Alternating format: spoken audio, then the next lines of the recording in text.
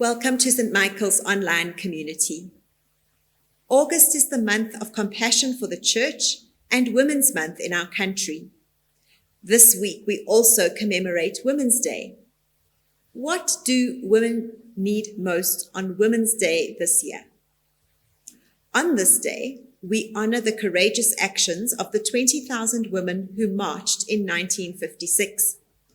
We particularly name our respect for the leadership shown by Lillian Ngoyi, Helen Joseph, Albertina Sisulu, Rahima Musa, and Sophia Williams de Bruyn, and recognize the heritage that lives on because of them. The day has also become an opportunity to promote gender equality in all spheres and to speak out against gender-based violence. Seen in this context, along with the slogan of the march, "You strike the women, you strike the rock," it is a day to celebrate fortitude and resilience. It doesn't seem quite right that the answer to my question, what do women need most on Women's Day this year, could lie in gifts of chocolates or flowers. Although if you have already bought them, they will definitely be appreciated. In the passage from the first book of Kings, we read a short episode from the life of Elijah the prophet. We can't ignore the fact that he was male, but I can invite you to look beyond gender and see the similarities he shares with the women and men of this country, whose position is first and foremost prophetic. The ones who stand for justice in a land of injustice. Earlier in the first book of Kings, it is recorded that King Ahab did more evil in the eyes of the Lord than any of those before him. His wife, Queen Jezebel, introduced the worship of Baal in the land, persecuting God's people and putting to death all the prophets she could find. In the face of this cruelty, evil, and ungodliness, Elijah was impressive. King Ahab called him the biggest troublemaker in Israel.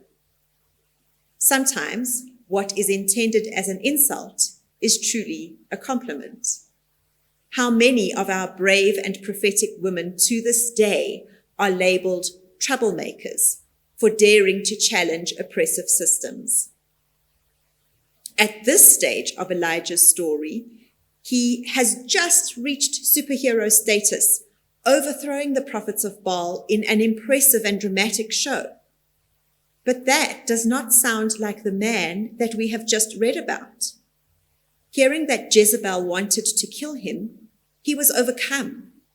He went a day's journey into the wilderness, came to a broom bush, sat down under it, and prayed that he might die.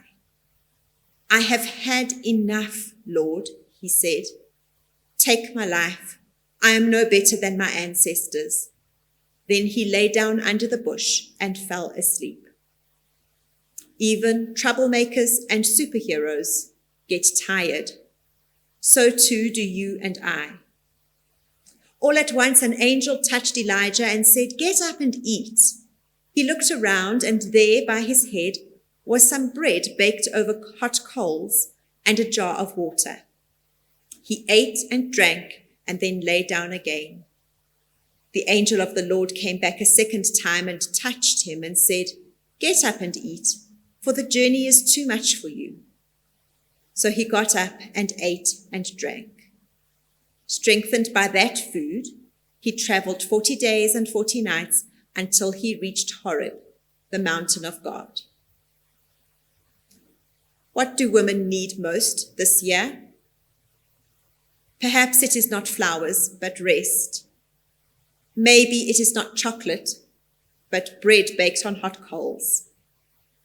At the very time when it is all too much, when we want to run away and give up, we are reminded of Jesus' simple prayer to meet our most basic need. Give us today our daily bread. And this is not just a snack. It restores Elijah so that he can continue his journey towards Mount Horeb, where he is hoping to find the answers he needs. I think we can relate. What do women need most on Women's Day?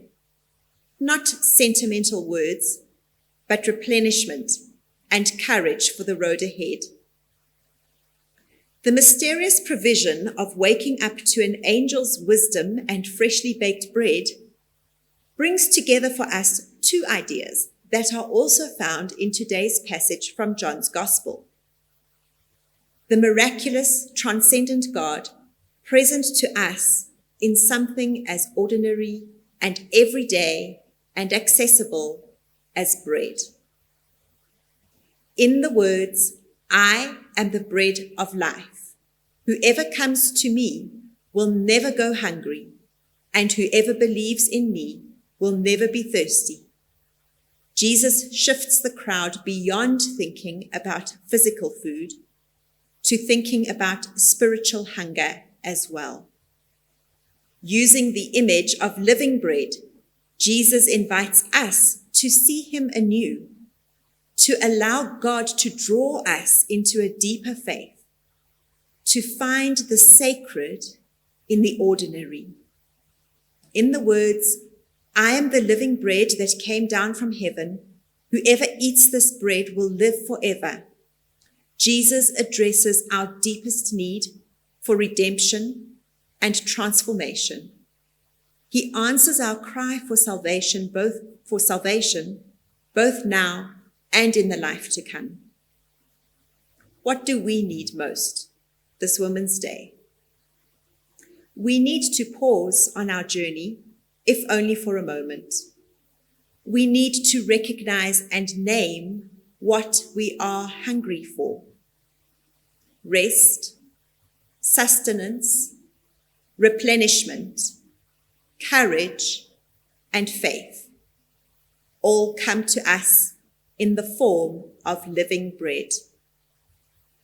I began today's message with a reference to prophetic leaders and holy troublemakers.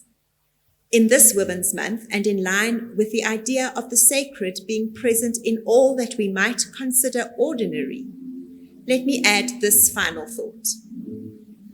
There are women we see and listen to, women who lead with purpose, and there are unknown women who will probably not be quoted in public gatherings. You may not see the prophetic nature of what you do each day, but you know the courage it takes. Our role, men and women, is to be prophetic wherever we are, to proclaim the truth of God's kingdom breaking through in the face of all evidence to the contrary. Some days we run and hide under a bush in the desert like Elijah.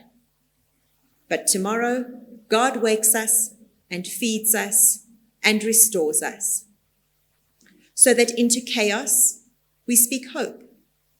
Into violence, we speak peace.